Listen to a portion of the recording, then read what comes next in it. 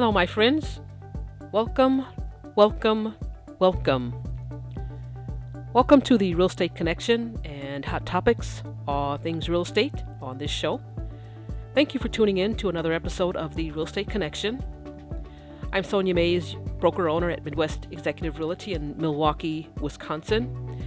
Proud and honored to serve in this capacity, to share information and resources for our wonderful listeners, and to be the connection for your real estate journey. Today's topic is COVID-19 pandemic do's and don'ts in the real estate market. I was actually inspired to present this topic after reading an article in the September-October 2020 issue of the Realtor magazine.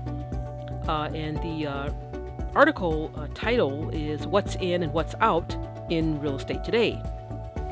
And the article provides a side-by-side comparison of several key areas that have drastically changed since the coronavirus hit.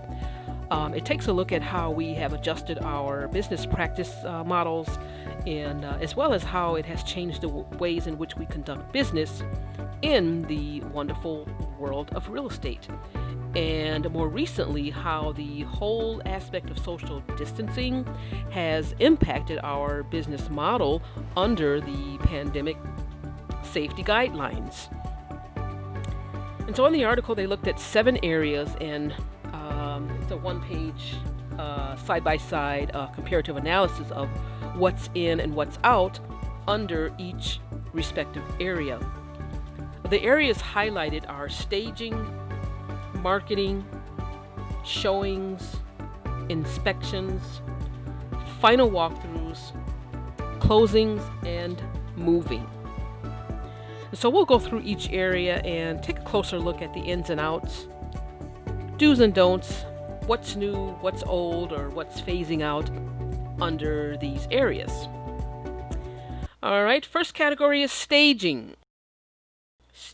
So, what's going away under this area? Well, stagers are not involved as deeply as they used to be. They're not bringing in real furniture or reusing furniture and accessories without doing the deep cleaning because of the coronavirus. So, obviously, to cut down on point of contact and touching of various surfaces, and to minimize the spread of the disease. What's new under staging? Some of the newer things that we're seeing in the staging arena, that the sellers are being guided room by room on things like what to keep, what to toss, what to move, rearrange, etc. So if they're working with an agent, if a seller is working with an agent, then the agent is guiding them room by room. So the agent will walk through the property or through the home, room by room, and suggest to the seller, they'll walk through each room and say, okay, you should keep this, you should toss this, move this here, move this over there, rearrange this, etc., etc. If it is a vacant home, then we're mostly seeing computer apps that are being utilized to stage the home in a virtual environment, as opposed to seeing real furniture in the home. So they would use a computer app to give a potential buyer an idea of what the home may look like with furniture inside. All right. Next category, marketing, and this is a big one. So what's phasing out under the marketing category? Limited photos. You guessed it. Yeah, we don't like to see listings where there's only 1 or 2 photos, right? Many buyers don't, or in some cases, no photos. Have you ever seen a listing with absolutely no photos, 0 photos? The more the merrier, right? We want to see ample photos, so that's phasing out. If you're putting a listing into MLS and you don't have any photos, or you only have 1 or 2 photos, that's not going to cut it in today's market. So that's phasing out. If you see one exterior photo, or only exterior photos, and you don't see any interior photos, then a lot of times in the industry we say that that might be an indication that the property is not in good showing condition, or maybe it doesn't show well. Or now in today's world with the COVID-19 parameters, maybe it's a case where the agent hasn't fully toured the property. Um, and so, in any case, not having enough photos online, or having, zero or one or two photos is simply inadequate in today's market. Another thing that's phasing out is buyers who want to see dozens of properties or multiple property showings. So, gone are the days where, agents would get in the car and drive around to show buyers multiple properties. Because most of them are already shopping online. They've seen what they needed to see online. They've done all of their homework, their research online. They're doing virtual tours. And so we don't go out and show buyers 10, 15, 20 properties anymore, right? We narrow it down to maybe, your top three picks or top five at the most, right? Anything more than 5 or 7 properties, that's going to take, 2 or 3 days to get through them all, right? Unless you're going to spend the entire day trying to tour all of these properties. And so, we really want to narrow down the focus on the properties of interest, because most real estate agents and brokers today, showing agents, aren't doing multiple property showings to the extent of several properties or multiple properties at one showing appointment. All right. So what's in, obviously, under the marketing category is the online marketing. We're seeing 3D virtual tours, and we're seeing serious pre-approved buyers only. Many sellers only will allow a pre-approved buyer to view the property. So no looky-loos, no tire kickers. Sellers just don't have time or tolerance for it, especially in today's market, which is a seller's market. And of course, as was alluded to earlier, ample photos is the thing to do. Buyers want to see everything they need to see online, because everything is being conducted virtually and via the internet or online marketing tools. So multiple property photos, not multiple showings, but ample photos, even if it's a distressed foreclosure property, in bad condition or bad shape. Investors or buyers want to see as many photos as possible, before they spend the time to, set up an appointment to view the property and do the walkthrough. And I'll share this with you very briefly. I had a very good mentor a long time ago. When I first started out in real estate, I was doing REO foreclosures. I was an REO agent, and I eventually became one of the top REO listing agents in my office. And one of the things that this mentor told me to do was to put a lot of photos online in MLS. And at the time, I thought, well, why would anyone want to look at all these ugly photos? Some of the properties were in horrible shape. They were in utter disrepair. Some of them were, they were down to the studs. There was nothing there but the floor, the walls, and the ceiling. And sometimes it looked like all of that was caving in.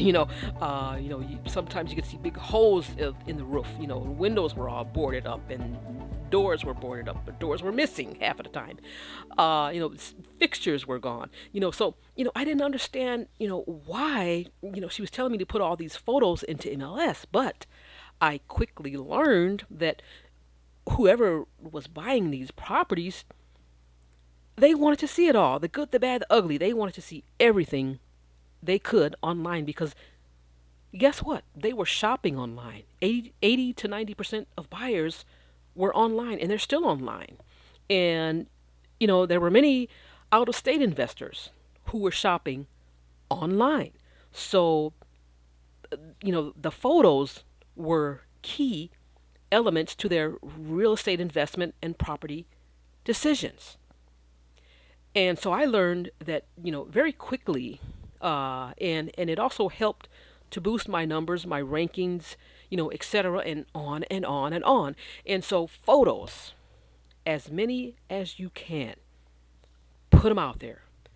Um, it doesn't matter, what price point your listing is at. It doesn't matter what price point the listing is at. It is. I always say, whether it's a $5,000 listing or a $5 million listing, give it your best.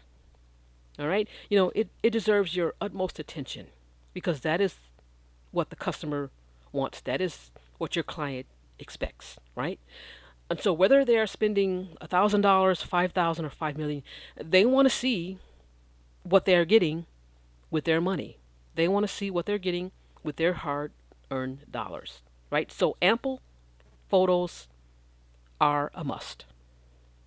Okay, and our local MLS uh,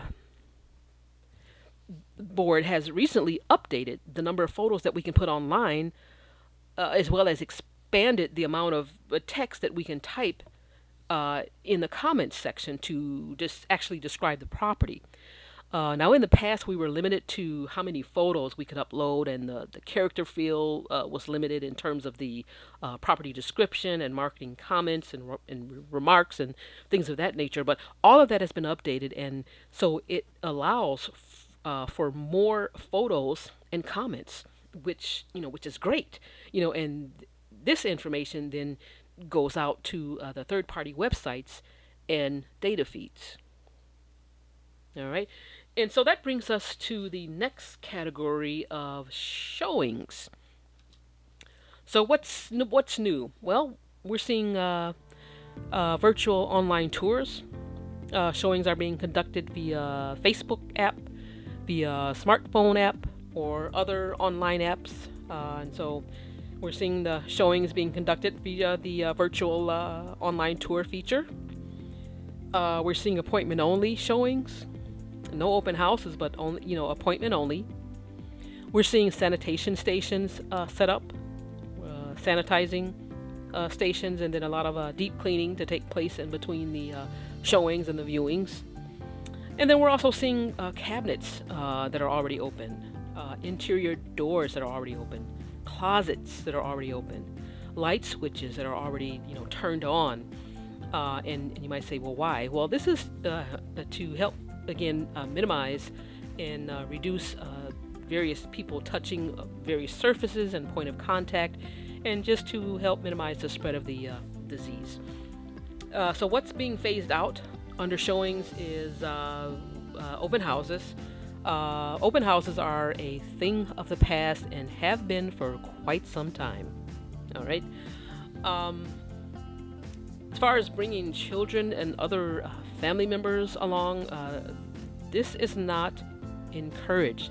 Now, we understand that sometimes it's hard to get a babysitter on short notice. But if you can avoid bringing the kids along, then by all means, please do so. Many sellers, don't want to see, extra people wandering around, touching things, opening and closing things, things of that nature. Sometimes extra family members or friends, they want to tag along, they want to come along and render their insights and experience and expertise and opinions. And that's fine, but that really should be avoided whenever possible, given the global pandemic that we're currently faced with. So it should only be the decision maker or the contract signers, no more than 2 or 3 people, and of course, everyone should be practicing social distancing, wearing masks and gloves if possible. So in this case, I would say that less is more. Less is more. Now, there are a lot of sellers or brokers that will actually stipulate that the showing agent should be the only one to open the door and turn on the lights, and that the agent should be the one to touch the lockbox, get the keys, open and close the door, open and close cabinets, again turn on lights, light switches, wear gloves, etc. And I personally wear gloves and masks all the time. I also have a face shield that I wear sometimes over the mask along with the gloves, and of course, always practice social distancing. And this is just something that helps to keep everyone safe. All right, next category is inspections. So what's new for inspections? What we're seeing is that the inspector will typically go alone. If the buyer wishes to attend the inspection, they will attend via video conferencing or video app with the inspector or their agent. And again, we're seeing cabinets that are already opened, drawers, closets, doors, lights, and should already be turned on, either by the seller or the agent. So the seller should turn on, the lights, open up the cabinet drawers and things of that nature. If they're still living in the home, occupying the property, they should turn everything on in advance. If not, then the agent can arrive in advance of the appointment and turn things on, and turn everything on for the inspector or for the walkthrough, and then just make sure that everything is turned back off, and then of course lock up when they leave. I always say to leave things as you found them, right? If you go there and the seller has all of the lights turned on when you arrive, then just leave them on. If, however, you get there and everything is turned off, then you should, turn them on for the inspection or the walkthrough, and then turn them back off when you're done. Basic rule of thumb: leave the house as you found it, leave the property as you found it, or sometimes maybe you can even leave it better than you found it.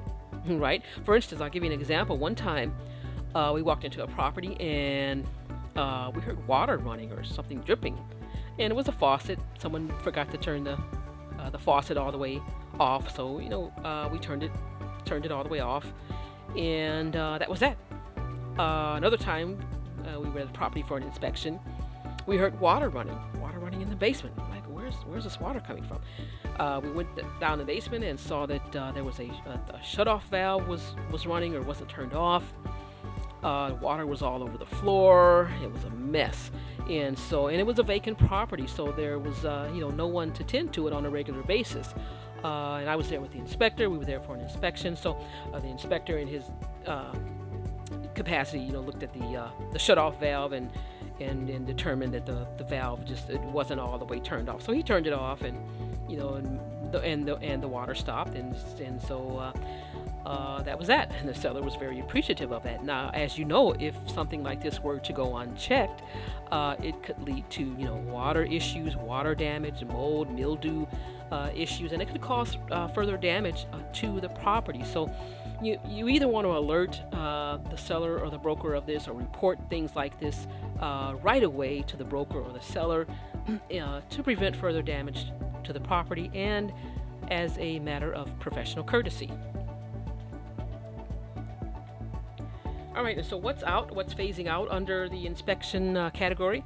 Well, we touched on this a little bit earlier, but having more than 3 people attend the inspection. So, if you have children, extra family members, friends, other people wanting to attend, this should be avoided.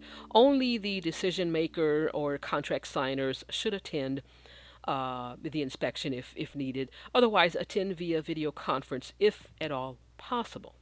And again, this minimizes point of contact, touching various surfaces and items, and then just reduces the help to reduce the spread of the virus. So again, less is more.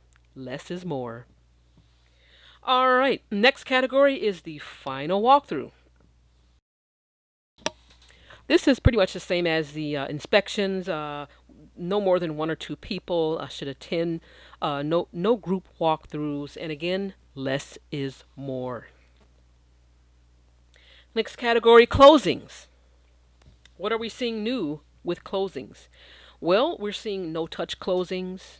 We're seeing virtual closings, curbside closings, which is new. That's a new one for me, curbside closings. Email closings, more email closings, electronic closings, and the all-new bring your own pen to the closing. That's right, you heard it correctly. Bring your own pen to the closing. I guess that would be BYOP. BYOP, bring your own pen to the closing. We're also seeing disposable pins, which are provided usually by the title company or the lender or whoever is hosting the closing. They will have disposable pins for the parties to use, and then you would just toss it after using it.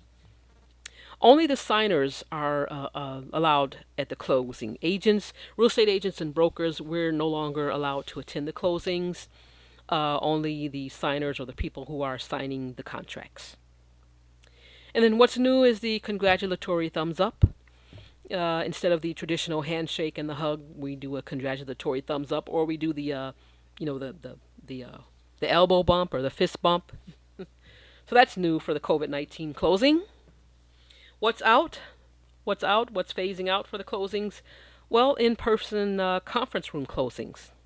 So no more gatherings around the conference room table. Traditionally or formerly, we would all gather together in a conference room. Buyers on one side, sellers on the other side, or maybe the buyers and their family and friends would be in one room. The sellers and their family and friends, agents, would be in the other room. Those days are gone. They're gone for now. So no more, crowd gatherings or people gathering around the conference room table. It is the signers only that are allowed at the closing. Most of the closings are remote or electronic. No more shared pins.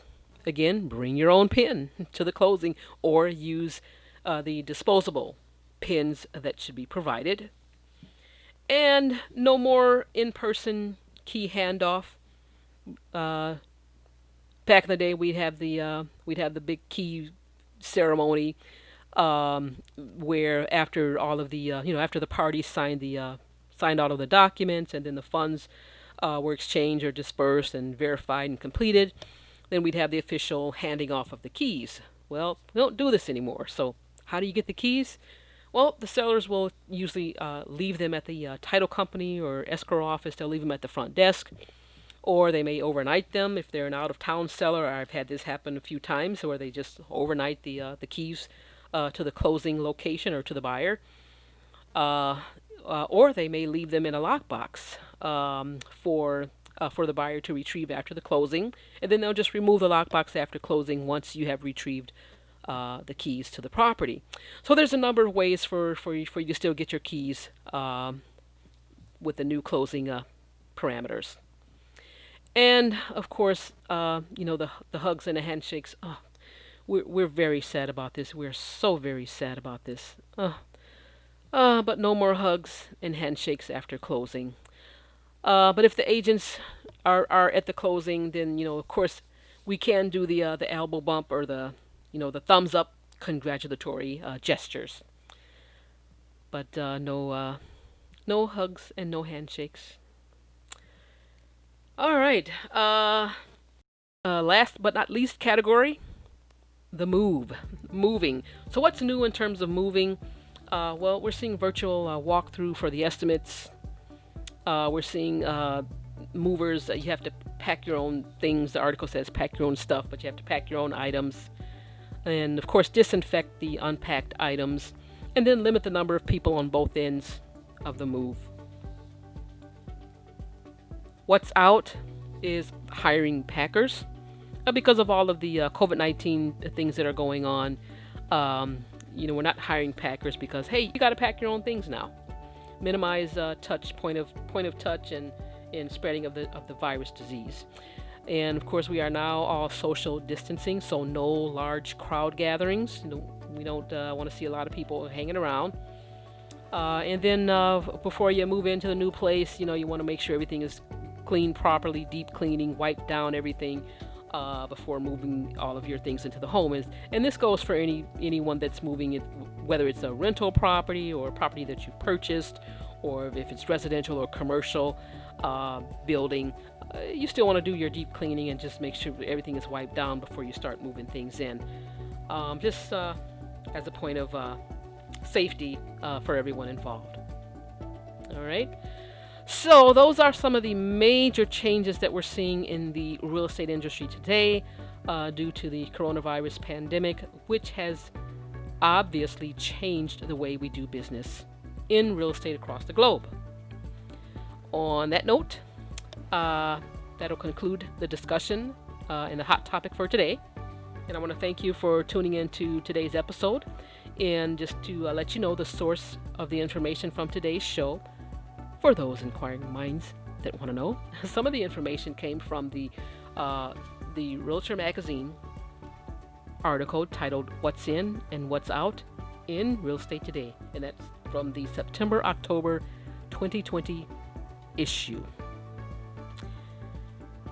And those are the sources for today's episode. Before I close out this session, I just want to pause and encourage everyone to please take this coronavirus seriously.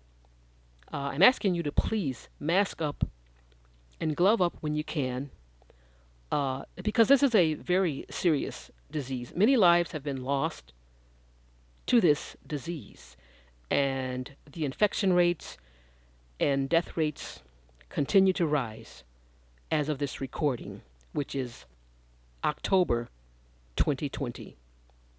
So please, people, please take this seriously. Please mask up, glove up, stay back, and practice social distancing. Please be safe and keep everyone around you safe.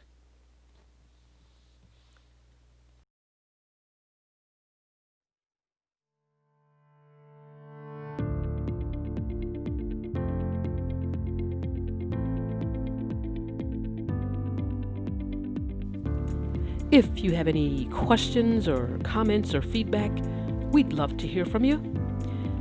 Feel free to give us a call at our toll-free number, which is 844-777-7725. Again, that toll-free number is 844-777-7725, or you may send an email to info@midexec.com. Again, that email is info@midexec.com, or check out our website at midwestexecutiverealty.com. Again, the website is midwestexecutiverealty.com. Thanks again. I look forward to talking with you again real soon. Make it a great day, and please be safe, stay well, and be healthy.